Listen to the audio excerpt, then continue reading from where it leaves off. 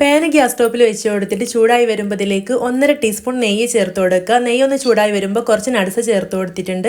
കുറച്ച് ബദാമും അണ്ടിപ്പരിപ്പും കൂടെ കട്ട് ചെയ്ത് ചേർത്ത് കൊടുത്താണ് നന്നായിട്ടൊന്ന് മൂപ്പിച്ചെടുത്ത് ഇതിൽ നിന്ന് മാറ്റിയെടുക്കാം. ഈ ഒരു നെയ്യിലേക്ക് തന്നെ ഒരു 1/4 കപ്പോളം തേങ്ങ ചിരവിയതും കൂടെ ചേർത്ത് കൊടുത്തിട്ടുണ്ട്. എന്നിട്ട് അതും നന്നായിട്ടൊന്ന് റോസ്റ്റ് ചെയ്തെടുക്കാം. ചെറിയ തീയിലിട്ടിട്ട് നന്നായിട്ട് റോസ്റ്റ് ചെയ്തെടുക്കുക കേട്ടോ. ഒരുപാട് ബ്രൗൺ കളറൊന്നും ആക്കിയെടുക്കേണ്ട, ഇതുപോലെ ചെയ്തെടുത്താൽ മതി. എന്നിട്ട് അത് ഈ ഒരു ചട്ടിയിൽ നിന്ന് മാറ്റി വെക്കാം. ഇനി ഇതിലേക്ക് ഒരു 1/4 ഗ്ലാസ് പാൽ ഒഴിച്ചു കൊടുത്തിട്ടുണ്ട്. പാലൊന്ന് നന്നായിട്ട് തിളച്ച് വരുമ്പോൾ ഇതിലേക്ക് ഒരു 1/4 ഗ്ലാസ് അവിലാണ് കേട്ടോ ചേർത്ത് കൊടുക്കുന്നത്. നല്ല ഹെൽത്തി ആയിട്ടുള്ളൊരു പലഹാരമാണിത്. അപ്പോൾ ആ അവിൽ പാലിലിട്ട് നന്നായിട്ടൊന്ന് വറ്റിച്ചെടുക്കണം. മധുരത്തിന് ആവശ്യമുള്ള പഞ്ചസാര ചേർത്ത് കൊടുത്തിട്ടുണ്ട്. 2 ടേബിൾ സ്പൂണാണ് ചേർത്ത് കൊടുത്തിട്ടുള്ളത്. നിങ്ങൾക്ക് വേണമെങ്കിൽ ശർക്കരപ്പൊടി ചേർത്ത് കൊടുത്ത് ഒന്നും കൂടെ ഹെൽത്തി ആക്കി എടുക്കുക കേട്ടോ. നന്നായിട്ട് വറ്റി വരുന്ന സമയത്ത് ഇതിലേക്ക് റോസ്റ്റ് ചെയ്തിട്ടുള്ള തേങ്ങ ചിരവിയതും ഈ ഒരു നട്സും കൂടെ ചേർത്ത് വീണ്ടും നല്ലപോലെ മിക്സ് ചെയ്തെടുത്ത് ചട്ടിയിൽ നിന്ന് മാറ്റാം. ഇനി ചെറുതായിട്ടൊന്ന് ചൂട് മാറി വരുമ്പോൾ ഇതുപോലെ ഒന്ന് ഉരുട്ടിയെടുക്കാം. ഇങ്ങനെ റൗണ്ട് ഷേപ്പിൽ ഉരുട്ടിയെടുത്തിട്ടുണ്ട്. നല്ല ഹെൽത്തി ആയിട്ടുള്ള പലഹാരമാണ്.